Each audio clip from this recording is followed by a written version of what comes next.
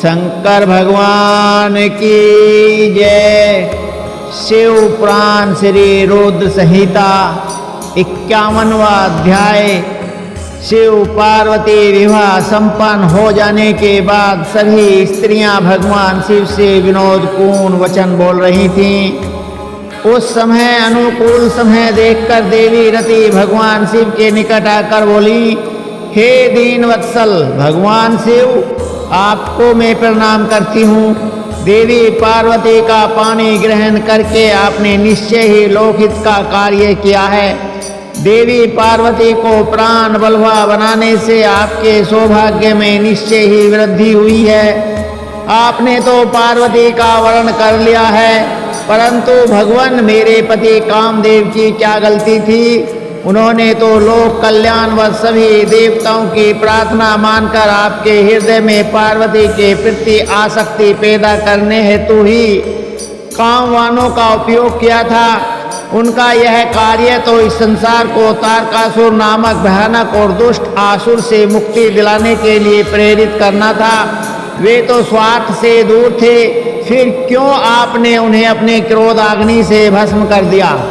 हे देवादिदेव महादेव जी, हे करुणा निधान भक्त वत्सल, अपने मन में काम को जगाकर मेरे पति कामदेव को पुनर्जीवित कर मेरे वियोग के कष्ट को दूर करें। आप तो सबकी पीड़ा जानते हैं, मेरी पीड़ा को समझकर मेरे दुख को दूर करने में मेरी मदद कीजिए।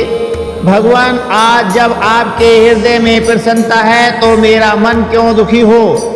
मैं अपने पति के बिना कब तक ऐसे ही रहूं? भगवान, आप तो दीनों के दुख दूर करने वाले हैं। अब आप अपनी कही बात को सच कर दीजिए। भगवान, इस त्रिलोक में आप ही मेरे इस कष्ट और दुख को दूर कर सकते हैं। प्रभु, मुझ पर दया कीजिए और मुझे भी सुखी करके आनंद प्रदान कीजिए। भगवान, अपने विवाह के शुभ अवसर पर मुझे भी मेरे पति से हमेशा के लिए मिलाकर मेरी विरह वेदना को कम कीजिए। महादेव जी, मेरे पति कामदेव को जीवित कर मुझ दीन दासी को कृतार्थ कीजिए।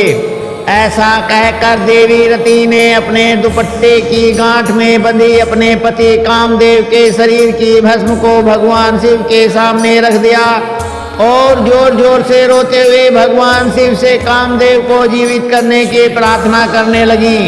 देवी रति को इस प्रकार रोते हुए देखकर वहां उपस्थित सरस्वती आदि देवियां भी रोने लगी और सब भगवान शिव से कामदेव को जीवन दान देने की प्रार्थना करने लगी। इस प्रकार देवी रति के बार बार प्रार्थना करने और स्तुति करने पर भगवान शिव प्रसन्न हो गए और उन्होंने रति के कष्टों को दूर करने का निश्चय कर लिया।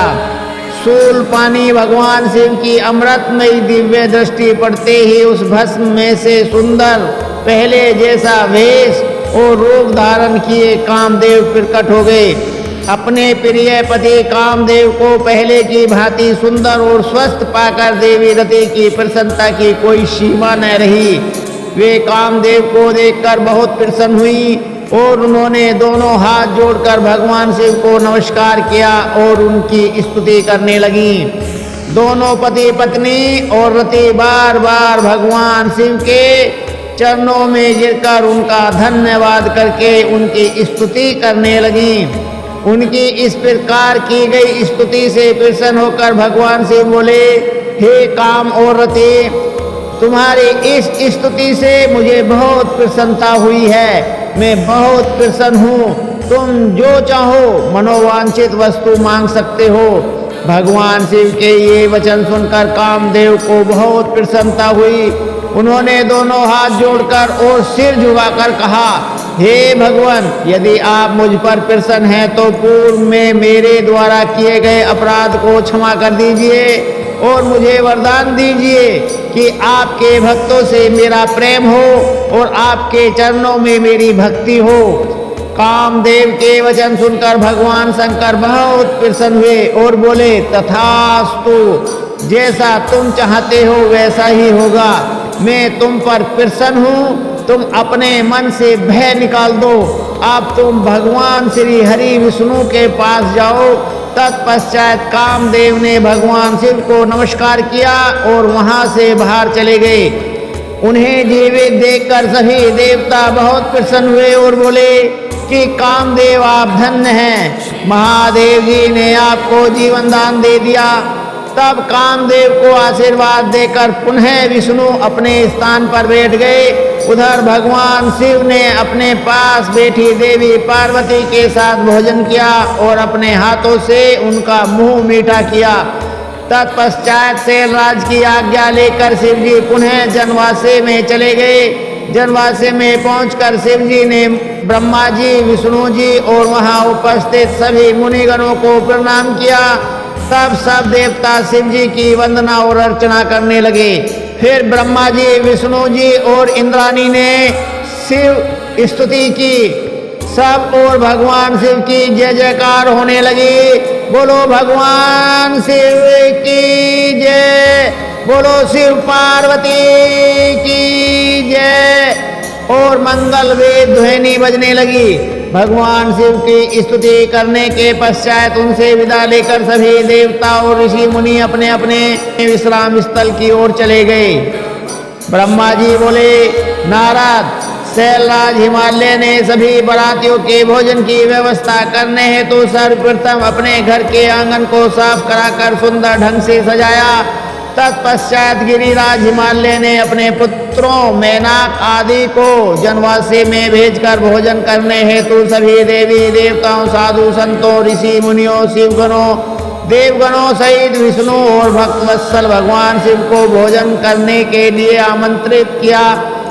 तब सभी देवताओं को साथ लेकर सदाशिव भोजन करने के लिए पधारे।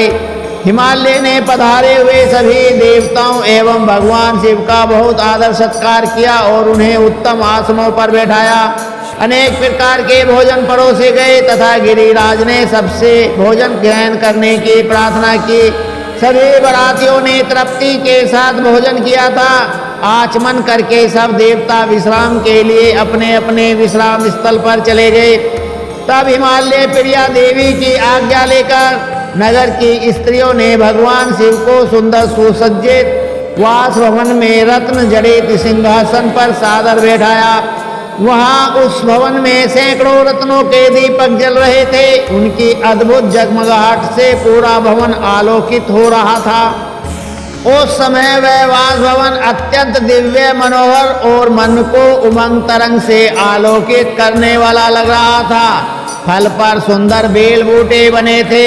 भवन को सुगंधित करने हेतु सुवासित द्रव्यों का प्रयोग किया गया था, जिसमें चंदन और अगर का प्रयोग प्रमुख रूप से था। उस वास भवन में देवताओं ने शिल्पी विश्वकर्मा द्वारा बनाए गए कृत्रिम वैकुंठ लोक, ब्रह्मलोक, इंद्रलोक तथा शिवलोक सभी के दर्शन एक साथ हो रहे थे।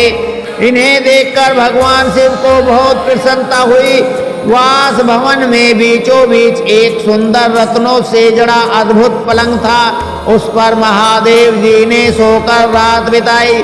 दूसरी ओर हिमालय ने अपने बंधु बांधवों को भोजन कराने के उपरांत बचे हुए सारे कार्य पूर्ण किए। प्रातः काल चारों ओर पुनः शिव विवाह का अनोखा उत्सव होने लगा। अनेकों प्रकार के सुरीले वाद्य यंत्र बजने लगे, मंगल ध्वनि होने लगी। सभी देवता अपने अपने वाहनों को तैयार करने लगे। सभी की तैयारियां पूर्ण हो जाने के पश्चात भगवान श्री हरि ने धर्म को भगवान शिव के पास भेजा। तब धर्म सहर्ष भगवान शिव के पास वास भवन में गए। उस समय करुणा निधान भगवान शिव सोए हुए थे। यह देखकर योग शक्ति संपन्न धर्म ने भगवान शिव को प्रणाम करके उनकी स्तुति की और बोले, हे महेश्वर, हे महादेव, मैं भगवान श्री हरि विष्णु की आज्ञा से यहाँ आया हूँ। हे भगवान, उठिए और जनवासे में पधारिए। वहाँ सभी देवता और ऋषि मुनि आपकी ही प्रतीक्षा कर रहे हैं। फिर वो वहाँ पधार कर हम सबको कृतार्थ करिए। धर्म के वचन सुनकर सदाशिव बोले, हे धर्मदेव, आप जनवासे में वापस जाइए। मैं अति शीघ्र जनवासे में आ रहा हूँ। भगवान शिव के ये वचन सुनकर धर्म ने भगवान शिव को प्रणाम किया और उनकी आज्ञा लेकर पुनः जनवासी की ओर चले गए। उनके जाने के पश्चात भगवान शिव तैयार होकर जैसे ही चलने लगे, हिमालय नगरी की स्त्रियां उनके चरणों के दर्शन हेतु आ गई और मंगल गान करने लगी। तब महादेव जी ने गिरिराज, हिमालय और मैना से आज्ञा ली और जनवासी की ओर चल दिए। वहां पहुंचकर महादेव जी ने ब्रह्मा जी और विष्णु जी सहित सभी ऋषि मुनियों को प्रणाम किया। तब सब देवताओं सहित ब्रह्मा जी और विष्णु जी ने शिव जी की वंदना और स्तुति की। ब्रह्मा जी बोले, जब करुणा निदान भगवान शिव जनवासी में पधार गए तो हम सब मिलकर कैलाश लौट चलने की बातें करने लगे। तभी वहां पर पर्वतराज हिमालय पधारे और सभी को भोजन का निमंत्रण देकर वहां से चले गए। तब सभी देवताओं, ऋषि मुनियों और अन्य बरातियों को साथ लेकर भगवान शिव, ब्रह्मा जी और श्री हरि विष्णु भोजन ग्रहण करने हेतु तो नियत स्थान पहुँचे। वहां द्वार पर स्वयं शैलराज खड़े थे। उन्होंने सर्वप्रथम महादेव जी के चरणों को धोया और उन्हें अंदर सुंदर आसन पर बैठाया। तत्पश्चात शैलराज ने ब्रह्मा जी, श्री हरि, देवराज इंद्र सहित सभी मुनियों के चरण धोए और यथा योग्य आसनों पर हम सबको आदर पूर्वक बैठाया। वहां शैलराज हिमालय अपने पुत्रों एवं बंधु बांधवों सहित कार्य में लगे हुए थे। उन्होंने हमारे सामने अनेक स्वादिष्ट भोजन व्यंजन परोसे और हमसे ग्रहण करने के लिए कहा। तब सभी ने आनंद पूर्वक आचमन और भोजन किया। तब गिरिराज बोले, हे देवेश्वर, आपके दर्शनों से हम आनंदित हुए हैं। आपसे एक प्रार्थना करते हैं कि आप बरातियों के साथ कुछ दिन और निवास करें। इस प्रकार शैलराज भगवान शिव से कुछ दिन और रुकने का आग्रह करने लगे। उनकी यह बात सुनकर भगवान शिव बोले, हे शैलेंद्र, आप धन्य हैं, आपकी कीर्ति महान है, आप धर्म की साक्षात मूर्ति हैं। इस त्रिलोक में आपके समान कोई और नहीं है। तब देवताओं ने कहा, हे पर्वतराज, आपके दरवाजे पर ब्रह्म परमात्मा भगवान शिव स्वयं अपने दासों के साथ पधारे हैं और आपने उन्हें सब प्रकार से पूजकर प्रसन्न किया है। तब शैलराज हिमालय ने दोनों हाथ जोड़कर भगवान शिव से प्रार्थना करके कहा कि भगवान, मुझ पर कृपा करके आप कुछ दिन और यहाँ रुककर मेरा आतिथ्य ग्रहण करें। गिरिराज के बहुत कहने पर भगवान शिव ने वहां ठहरने के लिए अपनी स्वीकृति प्रदान कर दी। तब सब हिमालय से आज्ञा लेकर अपने अपने ठहरने के स्थान पर चले गए। तीसरे दिन गिरिराज हिमालय ने सबको आदर पूर्वक दान दिया और उनका सत्कार किया। चौथे दिन विविध पूर्वक चतुर्थी कर्म किया गया, क्योंकि इसके बिना विवाह को पूर्ण नहीं माना जाता। जैसे ही विधि अनुसार चतुर्थी कर्म पूरा हुआ, चारों ओर मंगल ध्वनि बजने लगी, महान उत्सव होने लगा। नगर की स्त्रियां मंगल गीत गाने लगी, कुछ तो प्रसन्न होकर नाचने लगी। पांचवें दिन सब देवताओं ने गिरिराज हिमालय से कहा कि हे पर्वतराज, आपने हमारा बहुत आदर सत्कार किया है। हम सब भगवान शिव के विवाह के लिए यहाँ पधारे थे। आपके सहयोग से शिव पार्वती का विवाह आनंद पूर्वक हर्षो उल्लास के साथ संपन्न हो गया है। अतः अब आप हमें यहाँ से जाने की आज्ञा प्रदान करें। परंतु गिरिराज हिमालय स्नेह पूर्वक बोले, हे भगवान शिव, ब्रह्मा जी, श्री हरि, विष्णु, देवराज इंद्र अपनी प्रिय पुत्री पार्वती के कठिन तप के कारण ही आज मुझे यह सौभाग्य प्राप्त हुआ है कि जगत के कर्ता, पालक, संहारक सहित सभी देवता और महान ऋषि मुनि एक साथ मेरे घर की शोभा बढ़ाने आए हैं। आप सबकी एक साथ सेवा करने का जो शुभ अवसर मुझे प्राप्त हुआ है, उसका पूरा आनंद आप मुझे उठाने दीजिए। हे देवाधिदेव, अपने इस तुच्छ भक्त पर इतनी सी कृपा और कर दीजिए। इस प्रकार पर्वतों के राजा हिमालय ने अनेक तरीके से सब देवताओं सहित शिव जी की बहुत अनुनय विनय की और इस प्रकार उन्हें हठपूर्वक कुछ दिन और रोक लिया। हिमालय ने सबका बहुत सेवा सत्कार किया। उन्होंने सभी का विशेष ख्याल रखा, सभी की आवश्यकताओं को पूरा ध्यान रखा गया। शैलराज ने देवताओं के लिए हर संभव सुविधा उपलब्ध कराई। इस प्रकार खूब आदर सत्कार करके सबका मन जीत लिया। जब बहुत दिन बीत गए तब देवताओं ने शैलराज हिमालय के पास सप्तऋषियों को भेजा ताकि वे देवी मैना और उसके पति पर्वतराज हिमालय को बारात विदा करने के लिए तैयार करें। तब वे सप्तऋषि प्रसन्न हृदय से शैलराज हिमालय के पास पहुँचे और उनके भाग्य की सराहना करने लगे कि आपके अहोभाग्य हैं जो स्वयं भगवान शिव आपके दामाद बने। पर्वतराज, आपने अपनी पुत्री पार्वती को शास्त्रों एवं वेदों के अनुसार भगवान शिव की पत्नी बनाकर उन्हें सौंप दिया है। कन्यादान तभी पूर्ण माना जाता है जब कन्या को बारात के साथ विदा कर दिया जाता है। इसलिए आप भी सहर्ष देवी पार्वती को भगवान शिव के साथ सादर विदा कर दीजिए, तभी कन्यादान की रस्म पूरी होगी। तब मैना और उनके पति गिरिराज हिमालय बारात को विदा करने के लिए राजी हो गए। जब भगवान शिव और सभी देवता और ऋषि मुनि विदा लेकर कैलाश पर्वत की ओर चलने लगे तब देवी मैना जोर जोर से रोने लगी और बोली, हे कृपा निदान भगवान शिव, मेरी पुत्री पार्वती का ध्यान रखिएगा।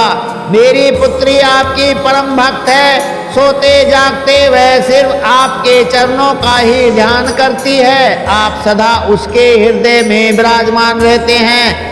आपके गुणगान करते वह नहीं थकती, आपकी निंदा कतई नहीं सुन सकती।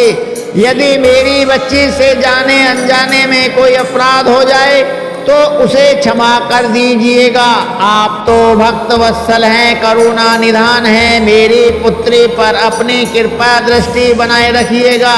ऐसा कहकर मैना ने अपनी पुत्री भगवान शिव को सौंप दी। कितने आश्चर्य की बात है कि प्रत्येक माता पिता इस बात को जानते हैं कि बेटियां धान के पौधे की तरह होती हैं। वे जहाँ जन्मती हैं वहाँ बुद्धि को प्राप्त नहीं होती हैं, फिर भी उसकी विदाई के समय वे दुखी होते हैं। अनजाने ही अपनी आँखों से आंसुओं की झड़ी कैसे लग जाती है। अपनी प्रिय पुत्री पार्वती के वियोग को सोचते ही वे मूर्छित होकर जमीन पर गिर पड़ी। तब उनके मुंह पर जल की बूंदें डालकर उन्हें होश में लाया गया। तब सदाशिव ने देवी मैना को अनेकों प्रकार से समझाया ताकि वे अपना दुख भूल जाएं। फिर कुछ समय के लिए मैना और पार्वती को अकेला छोड़कर भगवान शिव सब देवताओं और अपने गणों के साथ हिमालय से आज्ञा लेकर चल दिए। हिमालय नगरी के एक सुंदर बगीचे में बैठकर वे सब प्रसन्नता पूर्वक भगवान शिव की प्राण बलवा पत्नी देवी पार्वती के आगमन की बाट सजोए उनकी प्रतीक्षा करने लगे। वे शिवगण प्रसन्नता पूर्वक प्रभु महादेव की जय जयकार कर रहे थे। बोलो शिव पार्वती की जय। ब्रह्मा जी बोले, हे मुनि श्रेष्ठ नारद, जब शैलराज हिमालय और देवी मैना से आज्ञा लेकर भगवान शिव सभी देवताओं और ऋषि मुनियों सहित अन्य देवगणों और शिवगणों के साथ लेकर उस स्थान से बाहर चले गए, तब सप्त ऋषियों ने कहा कि हे शैलराज, अपनी पुत्री को शीघ्र ही भगवान शिव के साथ भेजने की कृपा करें। यह सुनकर हिमालय बहुत व्याकुल हो गए। उन्होंने देवी मैना से पार्वती को भेजने के लिए कहा। देवी मैना ने वैदिक रीति का पालन करते हुए अपनी पुत्री का सुंदर वस्त्रों और आभूषणों से श्रृंगार किया। उस समय मैना ने एक ब्राह्मण पत्नी को बुलाकर पतिव्रत धर्म की शिक्षा देने के लिए कहा। ब्राह्मण पत्नी ने वहां आकर पार्वती को शिक्षा देते हुए कहा, हे पार्वती, इस सुंदर संसार में नारी विशेष पूजनीय मानी जाती है। जो स्त्रियां पतिव्रत का पालन करती हैं वे धन्य हैं। वे दोनों कुलों को पवित्र करती हैं, उनके दर्शन मात्र से पाप नष्ट हो जाते हैं। जो पति को साक्षात ईश्वर मानकर उसकी सेवा करती हैं वे स्त्रियां इस लोक में आनंद प्राप्त कर सद्गति को प्राप्त करती हैं और अपने दोनों कुलों को तार देती हैं। सावित्री, लोपामुद्रा, अरुंधति, सांडिली, शतरूपा, अनसुईया, लक्ष्मी, स्वधा, सती, संज्ञा, सुमति, श्रद्धा, मैना और स्वाहा आदि नारियां साध्वी कहलाती हैं। वे अपने पतिव्रत धर्म के कारण ब्रह्मा, विष्णु और शिव की भी पूजनीय हैं। इसलिए स्त्री को सदैव अपने पति की आज्ञा का पालन करना चाहिए। पतिव्रता स्त्री पति के भोजन कर लेने के बाद ही भोजन करें। जब तक वह खड़ा हो खुद भी न बैठे। पति के सो जाने के बाद ही सोएं और उसके उठने से पहले उठ जाएं। क्रोधित होने पर या अत्यधिक प्रसन्नता होने पर भी अपने पति का नाम न लें। पति के बुलाने पर सभी कामों को छोड़कर पति के पास चली जाएं। उसकी हर आज्ञा को अपना धर्म मानकर उसका पालन करें।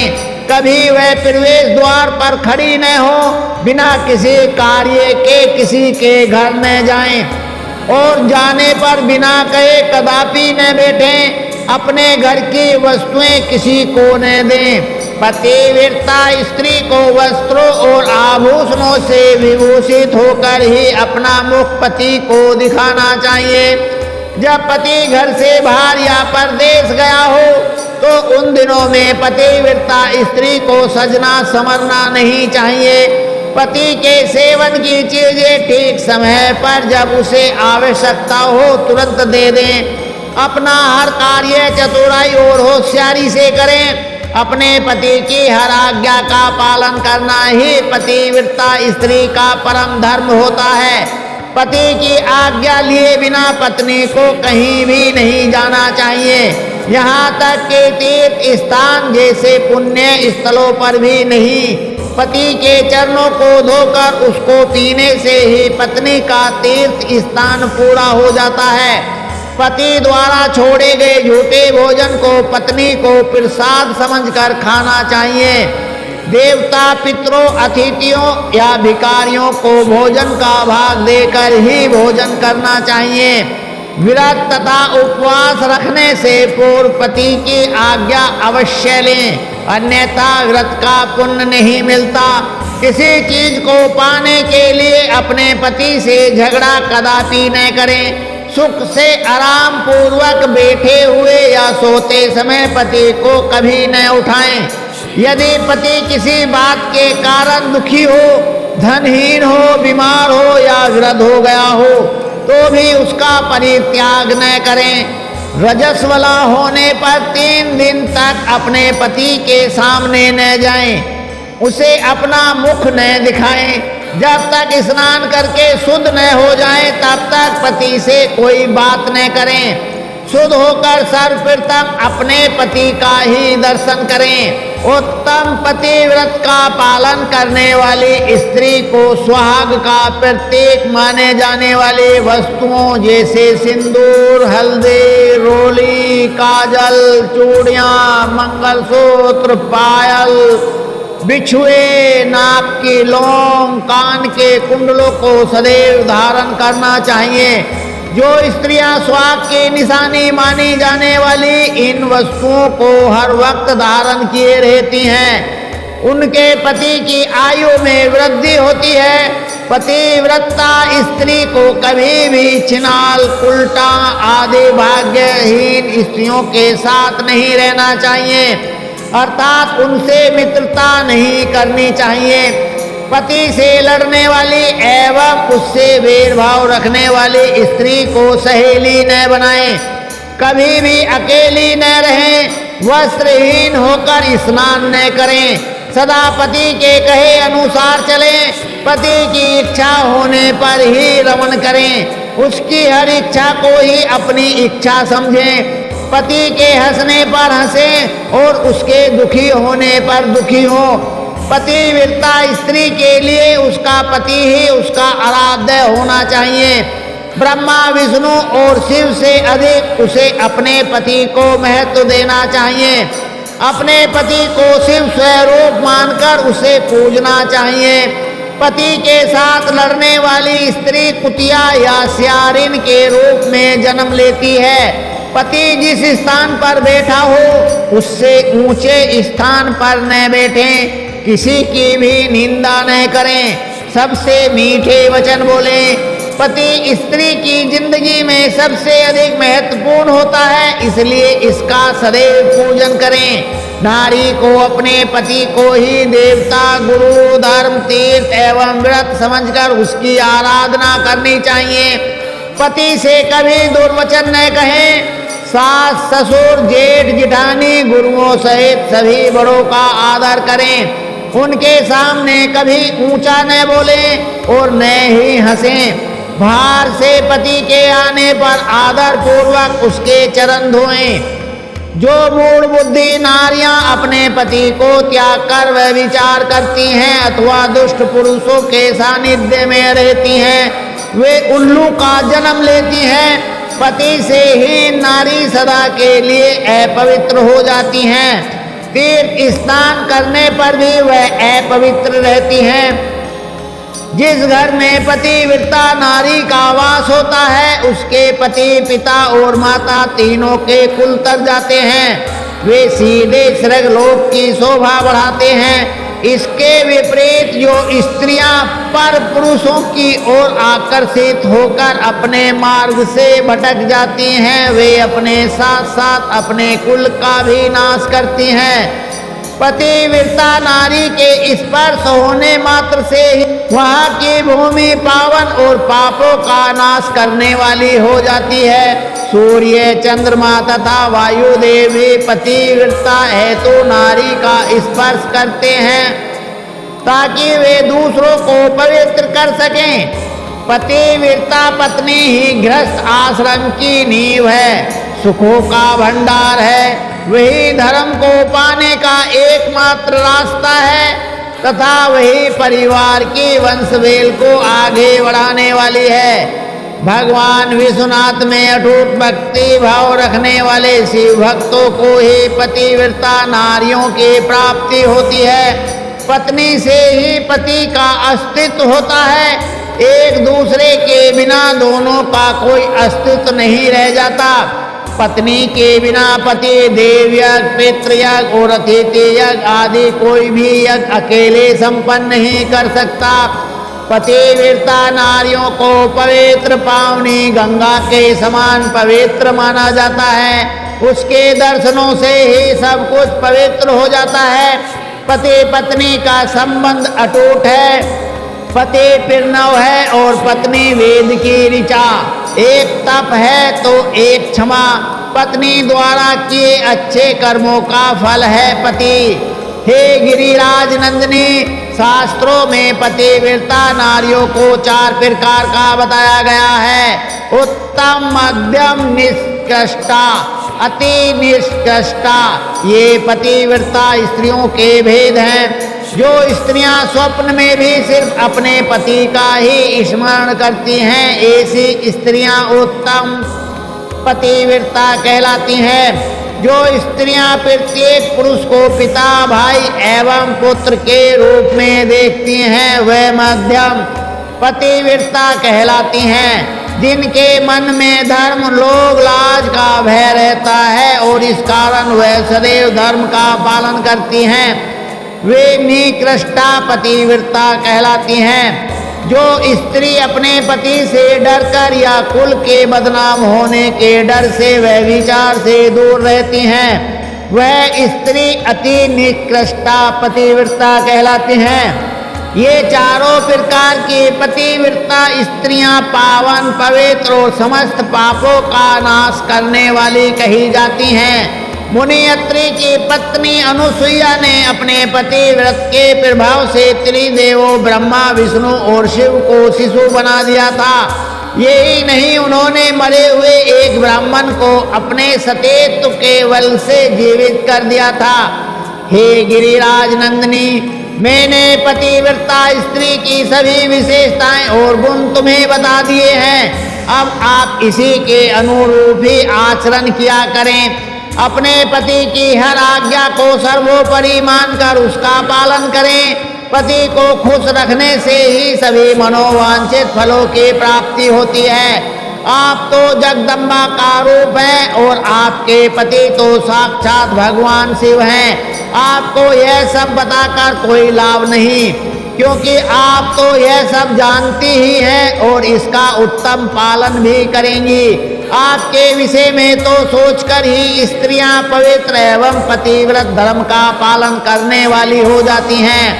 इसलिए मुझे अधिक कुछ कहने की कोई आवश्यकता नहीं। मुझे विश्वास है कि आप उत्तम पतिव्रत धर्म का पालन करके संसार की अन्य स्त्रियों के समक्ष उदाहरण प्रस्तुत करेंगी। ऐसा कहकर वह ब्राह्मण पत्नी चुप हो गई। उनसे पतिव्रत धर्म का उपदेश सुनकर देवी पार्वती ने बहुत हर्ष का अनुभव किया। उन्होंने दोनों हाथ जोड़कर ब्राह्मण पत्नी को नमस्कार किया तथा उत्तम धर्म के विषय में ज्ञान देने के लिए उनका धन्यवाद दिया। देवी पार्वती ने अपने आचरण से सभी उपस्थित परिजनों को शिक्षा दी। भले ही कोई कितना भी जानकार क्यों न हो, उसे अपनी परंपराओं का आदर पूर्वक पालन करना चाहिए। जो अहंकार के कारण लोक धर्म का परित्याग करता है उसका अपयश होता है तथा वह अपनी संतानों को पथभ्रष्ट करता है। अब समय तो पूरा हो गया है, आगे के शिव पुराने बहुत ही ज्ञानवर्धक है, जिसे कल आप और हम सुनेंगे पढ़ेंगे, जीवन को सफल करेंगे।